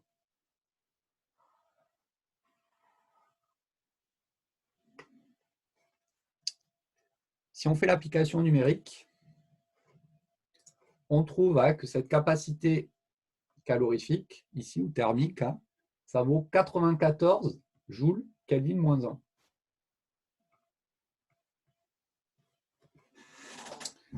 Alors, on pourrait laisser le résultat présenté sous cette forme-là. Donc, en général, on le présente sous une forme un tout petit peu différente en introduisant ce que l'on appelle la valeur anneau du calorimètre. Donc, la valeur anneau du calorimètre, voici comment elle est définie. On a la capacité thermique de ces éléments, que sont le thermomètre, le vase intérieur, et puis donc l'agitateur, donc il y a une capacité thermique en joules Kelvin moins 1. Eh bien, on la présente comme étant ici une masse fois la capacité thermique massique de l'eau ici.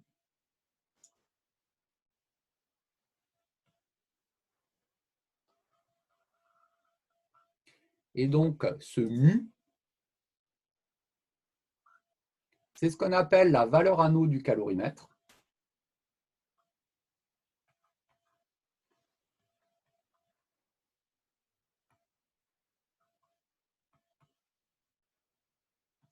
Donc ici, si on fait l'application numérique, on trouve mu qui est égal à 22,5 grammes. Donc c'est bien une masse, puisque là, c'est la capacité thermique massique de l'eau ici.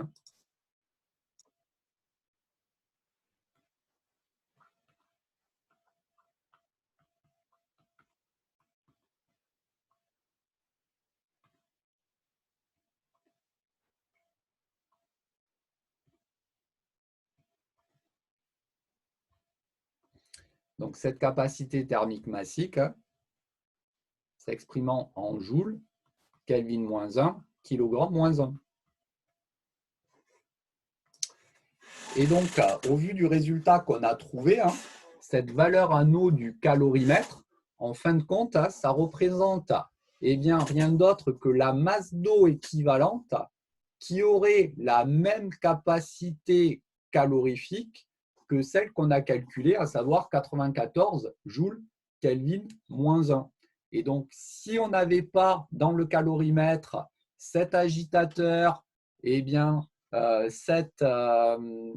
vase intérieur et le thermomètre qui variaient, donc qui voyaient leur température varier, tout se passerait comme si on avait cette masse d'eau de 22,5 grammes supplémentaires qui varierait de la température T1 à la température finale. Et donc, souvent, plutôt que donner la capacité calorifique donc, du calorimètre, eh bien, donc, ce que l'on donne au niveau donc, des énoncés, hein, c'est la valeur anneau du calorimètre. Et donc, si on vous donne la valeur anneau du calorimètre, hein, ben, c'est à vous à faire hein, ce petit calcul ici, hein, multiplier la valeur anneau du calorimètre par la capacité thermique massique de l'eau pour avoir la capacité thermique ici hein, des éléments qui se trouvent à l'intérieur du calorimètre et qui vont voir leur température varier au cours de l'expérience. Et donc, quand on est en TP, en fait, hein, eh bien, donc, quand on veut faire une mesure, peu importe, en calorimétrie, on peut faire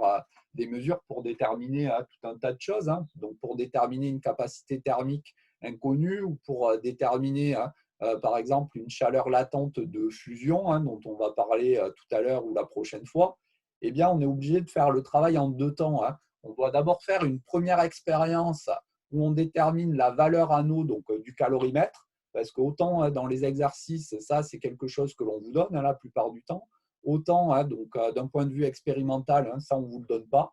Donc il faut faire une première expérience qui correspond en gros à celle que j'ai décrite ici, hein, qui permet de déterminer la valeur anneau du calorimètre. Et après, on fait la vraie expérience dans laquelle on détermine ce qui nous intéresse, hein, à savoir une capacité thermique inconnue, une autre grandeur énergétique ou autre chose. Mais en général, hein, en calorimétrie, il faut expérimentalement hein, procéder en deux temps. Hein. Une première expérience où on détermine hein, cette capacité calorifique là, des éléments qui voient leur température varier au cours de l'expérience, caractérisés par leur valeur anneau, en fait, hein, et puis après, la vraie expérience derrière. Bien, des questions là-dessus? Donc, monsieur? Oui. Oui. Donc, un bon calorimètre, c'est un calorimètre qui a un mu qui est très bas? Disons, un bon calorimètre, c'est un calorimètre qui a des parois qui sont très bien calorifugées. Et donc, un bon calorimètre, hein, c'est un calorimètre qui va nous permettre de faire une expérience de durée raisonnable, quelques minutes ou une dizaine de minutes, on va dire, hein, à la limite quelques dizaines de minutes, pour lesquelles on va pouvoir considérer que Q égale 0 hein, pour la durée de l'expérience. C'est ça un bon calorimètre. Après, hein, cette valeur anneau du calorimètre, ça, c'est un facteur sur lequel on ne peut pas vraiment jouer parce que quand on va mettre l'eau froide et l'eau chaude, il faut bien la mettre dans quelque chose, cette eau froide et cette eau chaude. Et donc, il va y avoir un vase intérieur, hein, il va y avoir pareil un thermomètre qui va permettre de faire la mesure et un agitateur, mais eux, ils sont là, j'ai envie de dire, et malheureusement, on ne peut pas faire sans, quoi, parce que sinon, on ne peut pas homogénéiser le milieu, on ne peut pas faire la mesure de la température, etc. Donc, ça, c'est un facteur sur lequel on ne peut pas vraiment jouer du point de vue du thermomètre, donc du calorimètre. Donc, le bon calorimètre, hein, c'est vraiment simplement que les parois sont bien calorifugées hein, pour justement hein, ne pas avoir d'échange thermique avec l'extérieur. C'est plutôt ça en fait qu'il faut retenir.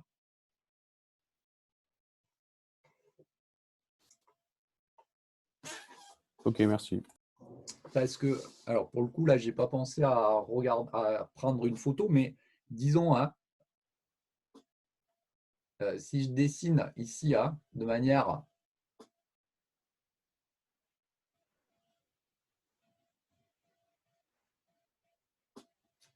un petit peu plus détaillée un calorimètre, hein, ici, on va avoir en fait hein, la paroi extérieure, et c'est ça qui va faire en fait hein, que l'échange thermique avec le milieu extérieur va être négligé en fait. Donc là, hein, il faut un très bon isolant hein, dans cette partie-là, de manière justement hein, à pouvoir négliger hein, eh bien, les échanges thermiques entre l'intérieur et l'extérieur. Donc ça, hein, c'est un matériau isolant hein, qui permet d'avoir Q égale 0, là, ce machin-là. Et puis ensuite, hein, vous avez... Alors, en fait, ça ressemble plus à un truc comme ça. Hein.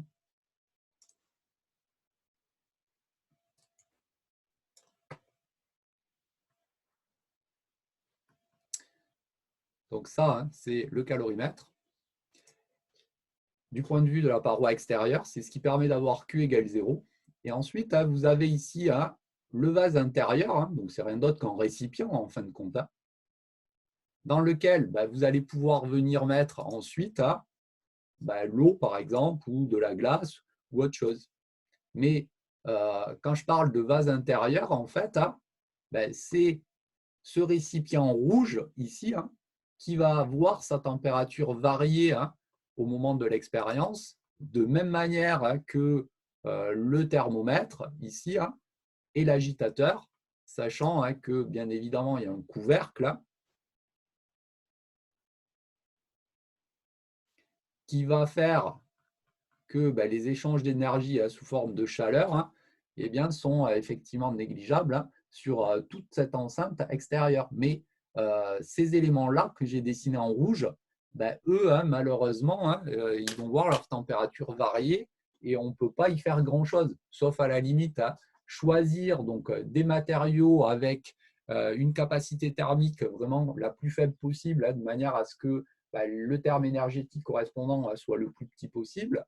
Mais c'est un facteur sur lequel on ne peut pas jouer, quoi. À partir du moment où vous avez les différents éléments qui sont à température ambiante au départ, après, quand l'expérience elle démarre, forcément, la température de ces éléments-là va varier. OK. Bien. Alors, on va poursuivre donc, le cours.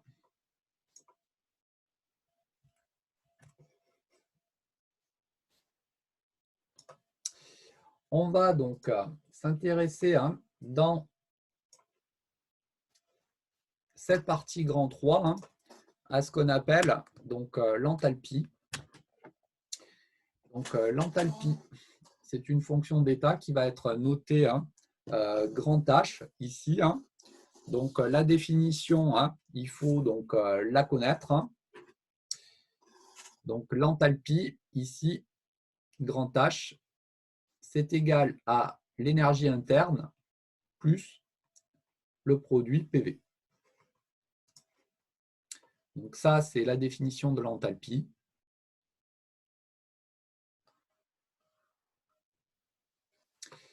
Donc au niveau de ces différents termes qui interviennent, gardez à l'esprit que l'on ne peut ajouter que des termes qui ont la même dimension. Donc cette enthalpie s'exprime en joules, de même que l'énergie interne, c'est une énergie, mais aussi que le produit PV. Donc si vous avez besoin de vérifier l'homogénéité de votre expression, gardez à l'esprit que HU, mais aussi PV, eh bien, donc, sont homogènes ici à des énergies. Donc cette définition-là, elle est à connaître de l'enthalpie. H égale U plus PV. Quelques petites remarques. Lorsque on s'intéresse à une transformation élémentaire,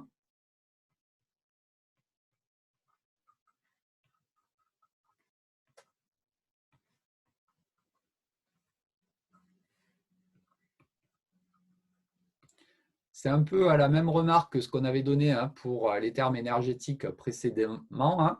La variation correspondante, elle sera notée DH. Donc, c'est une petite variation. Donc, pour une transformation élémentaire, la variation d'enthalpie sera notée DH. Si par contre, on a une transformation macroscopique,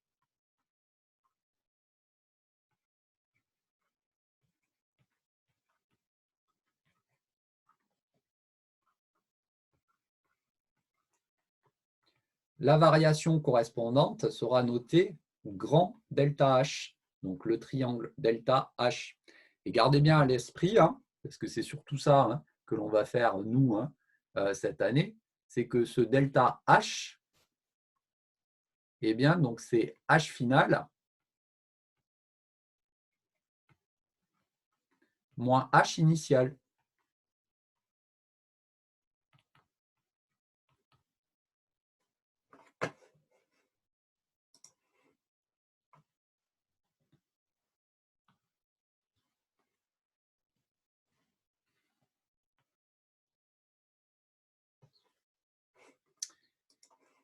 Et donc là,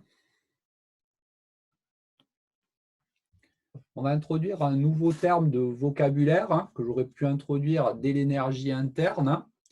C'est que U et H hein, sont ce qu'on va appeler des fonctions d'état. Hein.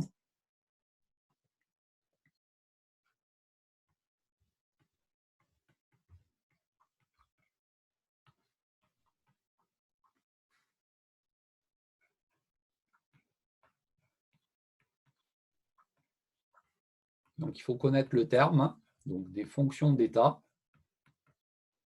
à savoir que leurs variations hein, ne dépendent pas du chemin suivi.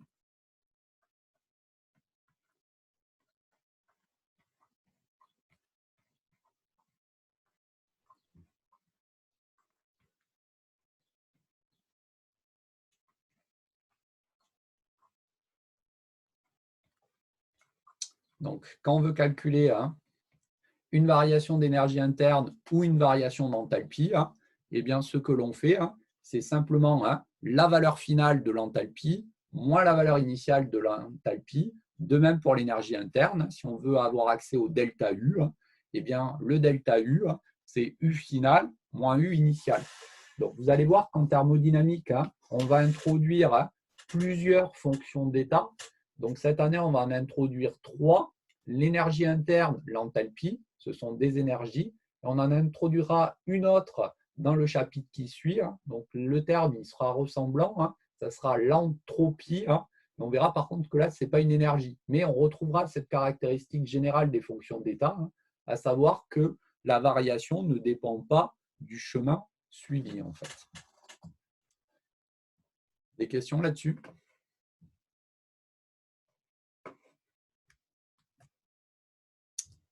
Alors, ce qu'on va faire, c'est qu'on va regarder hein, quelques valeurs particulières hein, de variation d'enthalpie. Bah, pour les systèmes usuels hein, que l'on va utiliser, on va surtout voir pourquoi hein, on introduit donc, cette grandeur supplémentaire. Bien. Donc là, on commence par s'intéresser à la variation d'enthalpie d'un gaz parfait. Donc, je reviens hein, pour commencer hein, à la définition générale hein, de l'enthalpie. Hein.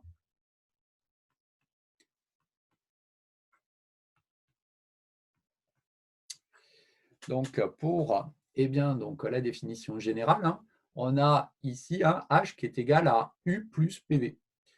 Quand on a un gaz parfait, hein, eh bien, il y a plusieurs choses hein, qui sont importantes de retenir. Hein.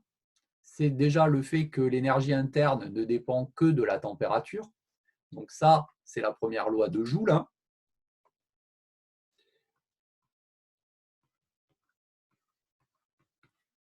Et puis ensuite, hein, la deuxième chose, c'est que compte tenu du fait que c'est un gaz parfait, hein, le produit PV ici, c'est égal à nRT. Et donc, au vu de l'expression hein, que l'on a ici, hein, eh bien, vous remarquez que l'enthalpie pour un gaz parfait hein, eh bien, ne va dépendre que de la température.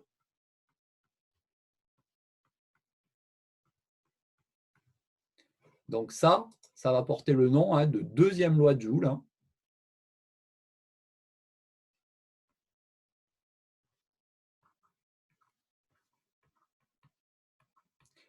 À savoir hein, que l'enthalpie, hein, donc là, attention, hein, c'est que pour le gaz parfait. Hein. Donc l'enthalpie du gaz parfait hein, ne dépend que de la température.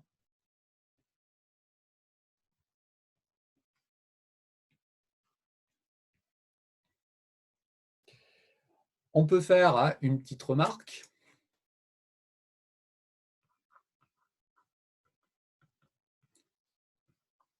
Eh bien, si un gaz hein, suit la première et la deuxième loi de Joule,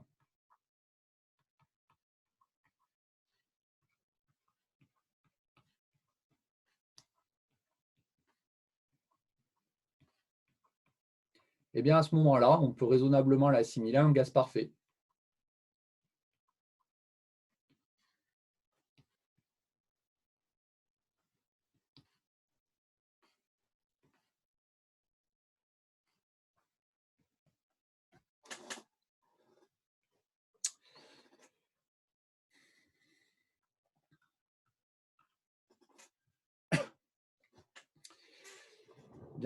Ça, c'est la seconde loi de Joule. Si on va un petit peu plus loin donc, sur l'interprétation, hein, donc là, ce que j'ai introduit, hein, c'est simplement hein, l'enthalpie. Hein. On peut s'intéresser ici à des variations d'enthalpie. Donc, la variation d'enthalpie, delta H, au vu hein, de ce qu'on a écrit juste avant, hein, savoir que H c'est U plus nRT, eh bien, delta H, ça va être égal à delta U plus delta de nRT. Sachant que delta U ici, hein, pour le gaz parfait, je vous rappelle, c'est CV delta T. Eh bien, vous remarquez que le terme qui est ici, hein, on peut l'écrire également hein, sous une forme en delta T, hein, puisque NR, hein, c'est une constante, et donc hein, cette variation de NR delta T, on peut la réécrire hein, comme NR fois ici delta T. Et donc, le delta H,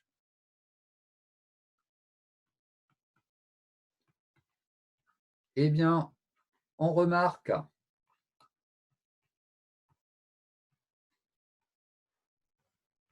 qu'on peut l'écrire sous la forme suivante.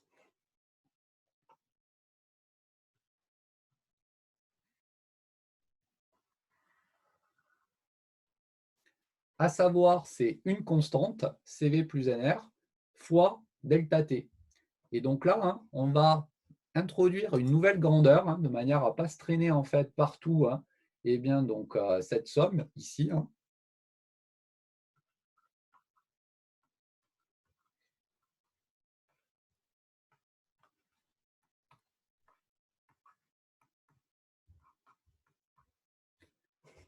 on va poser que CP c'est égal à CV plus NR.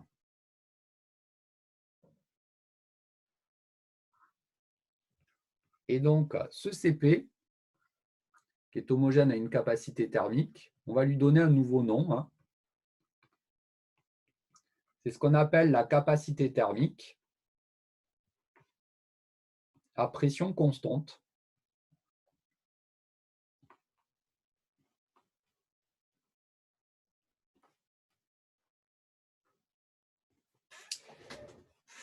Elle va s'exprimer hein, en joules, Kelvin moins 1, hein, comme la capacité thermique hein, eh bien, à volume constant.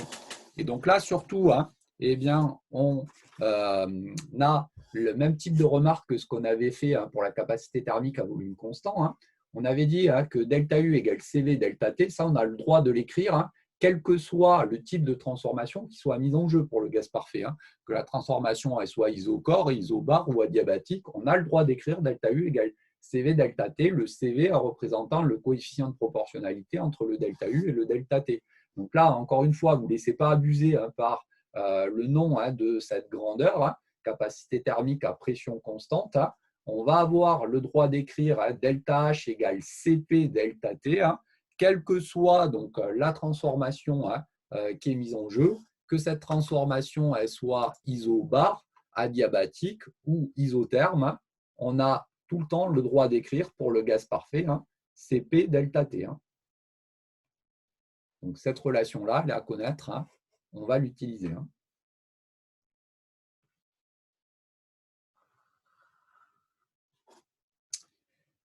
Bien, pour finir un petit peu, hein, il y a un certain nombre donc, de remarques à faire hein, sur encore ces capacités thermiques. Hein.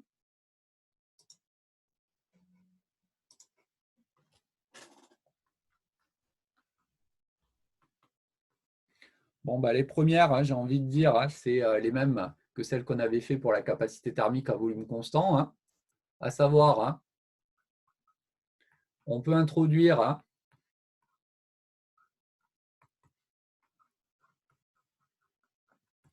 des capacités thermiques molaires ou massiques à pression constante.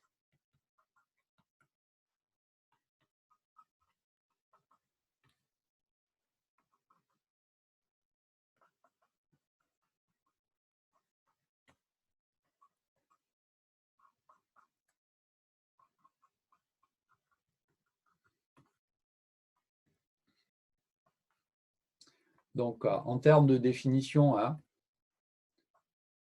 on a quelque chose d'analogue à ce qu'on avait donc, pour les CV. Donc attention aux notations. La capacité thermique à pression constante, eh bien, donc, c'est un grand CP. Si on veut une capacité molaire, c'est un grand CP indice petit m. Et si on veut une capacité thermique massique, c'est un petit CP.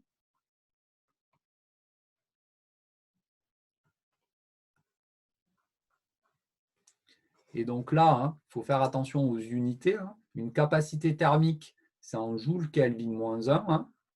Donc si on s'intéresse à une capacité thermique molaire, c'est joule Kelvin moins 1, mol moins 1. Et si on a la capacité thermique massique, elle s'exprimera en joule Kelvin moins 1, kilogramme moins 1. Ça, c'est la première remarque. La deuxième remarque, eh bien, donc, c'est lié au fait que vous remarquez qu'en fin de compte, pour le gaz parfait, eh bien, donc, il y a plusieurs capacités donc, thermiques. Il y a la capacité thermique à pression constante, il y a la capacité thermique à volume constant. Donc ça, je vous ai dit, ce sont des grandeurs tabulées, autrement dit des grandeurs numériques que l'on devra vous fournir pour que vous puissiez ensuite faire vos applications numériques. Alors en fait, la plupart du temps, ce n'est pas la capacité thermique à volume constant et ou à pression constante qu'on vous donne, mais c'est une autre grandeur. Donc cette autre grandeur, elle n'a pas de nom particulier. Elle est notée gamma par contre. C'est le rapport CP sur CV. Donc cette définition-là, il faut la connaître également.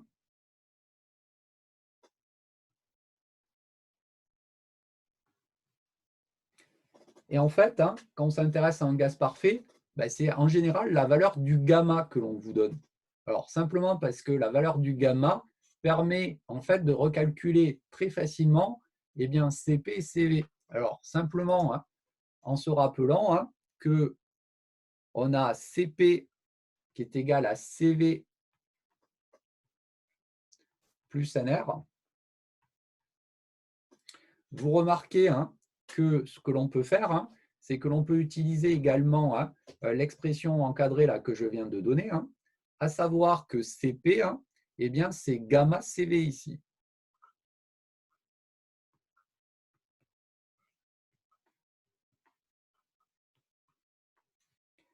Si je regroupe les termes en CV,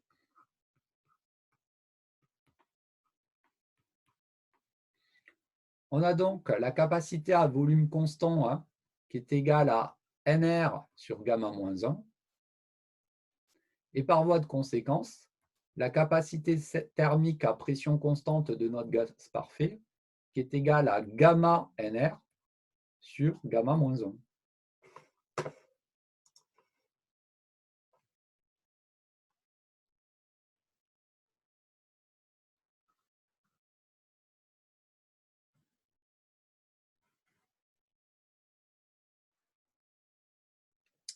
Et donc, vous remarquez que si on vous donne la valeur en fait, de gamma, on peut facilement avoir accès à la capacité thermique à volume constant ou à la capacité thermique à pression constante.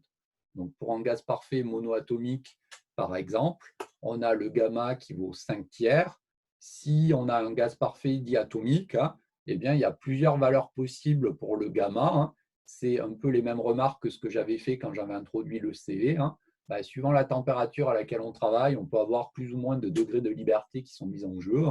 Et donc, le gamma qui peut être égal à 7/5 ou à d'autres valeurs. C'est pour ça qu'on est obligé, d'une manière ou d'une autre, de vous donner les valeurs des capacités thermiques, soit à volume constant, soit à pression constante du gaz parfait, soit directement par l'intermédiaire des valeurs numériques de ces termes-là, ou par la donnée de ce rapport gamma, ici, des capacités thermiques à pression constante sur la capacité thermique à volume constant. Donc, regardez bien, c'est un rapport ici de deux grandeurs qui ont la même dimension. Donc, le gamma, c'est aussi l'intérêt, c'est que lui n'a pas de dimension.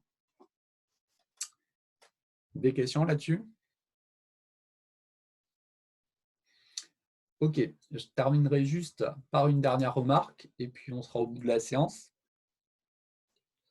Donc ici, vous remarquez que j'ai introduit les capacités thermiques, alors que ça soit à volume constant ou à pression constante, de cette manière-là. Donc le CP, par exemple, c'est un delta H sur delta T.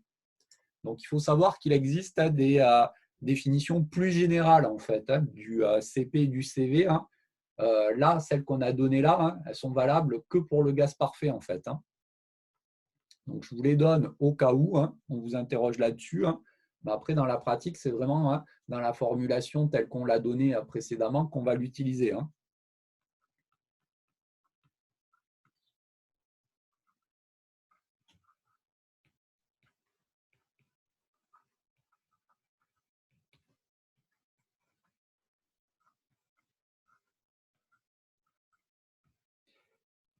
Si je vous les donne également, c'est pour comprendre un petit peu mieux ce nom-là qu'on donne à capacité thermique à volume constant et à pression constante, parce que ça peut surprendre d'avoir donc des noms particuliers pour des formules qui marchent tout le temps pour le gaz parfait en fait. Donc, les formulations les plus générales de ces deux grandeurs, voici comment elles sont données.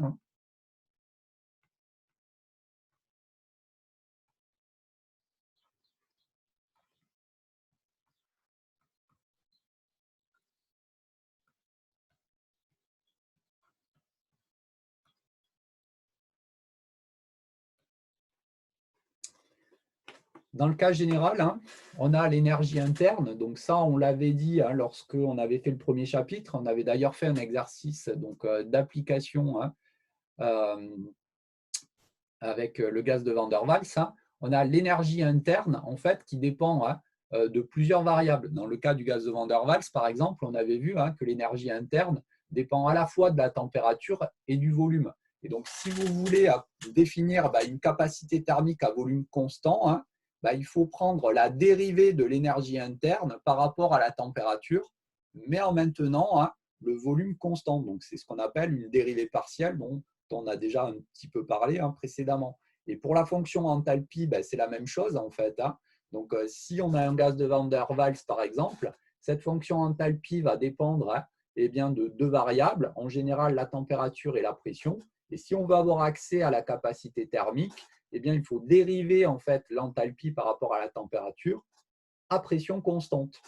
Bon, toujours est-il que pour notre gaz parfait, nous, on n'a pas tous ces problèmes, parce que d'après les lois de Joule, la première et la deuxième, l'énergie interne et l'enthalpie ne dépendant que de la température, cette dépendance qui est ici et ici ne pose pas de problème, puisque U, ce sera une fonction à une seule variable, et de même pour H. Et donc, pour le gaz parfait, on peut écrire que CV, c'est DU sur DT, et donc intégrer pour arriver à la relation qu'on avait donnée, à savoir delta U égale CV delta T, et quelque chose d'analogue pour le CP. Mais voilà, si on a des systèmes qui sont un petit peu plus complexes, il faut utiliser des définitions plus générales qui correspondent à des dérivés en fait, par rapport à la température, en maintenant le deuxième paramètre, la deuxième variable d'état dont dépend la grandeur énergétique constante. Bien, donc voici pour le cours d'aujourd'hui. Donc, si vous avez quelques questions avant qu'on s'arrête. Moi, monsieur, c'est juste par rapport à la